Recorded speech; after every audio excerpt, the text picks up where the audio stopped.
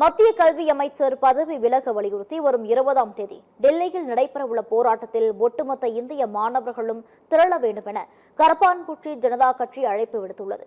NEET தேர்வு முறைகேடுகள் மற்றும் வினாத்தாள் கசிவு விவகாரத்தை கண்டித்து மத்திய கல்வி அமைச்சர் தர்மேந்திர பிரதான் உடனடியாக பதவி விலக வலியுறுத்தி பெங்களூருவில் காக்ரோச் ஜனதா கட்சி சார்பில் போராட்டம் நடைபெற்றது.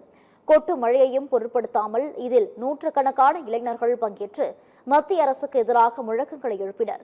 இந்த போராட்டத்தில் நடிகர் பிரகாஷ் ராஜ், லடாக் சமூக ஆர்வலர் சோனம் வாங்சுக் மக்குன் மற்றும் கரப்பான்பூச்சி ஜனதா கட்சியின் நிறுவனர் அபிஜித் தீப்கே ஆகியோர் கலந்து கொண்டனர்.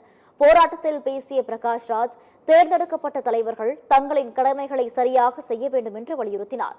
இளைஞர்கள் தங்களின் எதிர்காலத்திற்காக போராட்டத்தை கையில் எடுத்துவிட்டார்கள் என்று கூறிய அவர், ஓய்வு பெறும் வயதை தாண்டியும் நாட்டை ஆண்டு கொண்டிருக்கும் அங்கிள்கள் ஆண்டிகள் அனைவரும் இங்கிருந்து கிளம்புகள், இளைஞர்கள் தங்களின் கனவுகளுக்காக போராடுகிறார்கள் என்று பேசினார்.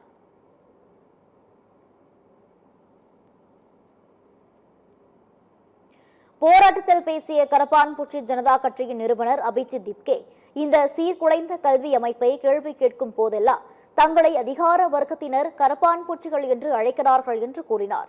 வருங்காலத்தில் மருத்துவர்களாகி பல உயிர்களை காப்பாற்ற வேண்டிய லட்சக்கணக்கான மாணவர்களின் எதிர்காலம் இந்த வினாத்தாள் கசிவால் பாழாக்கப்பட்டுள்ளது என்று அவர் குற்றம் சாட்டினார்.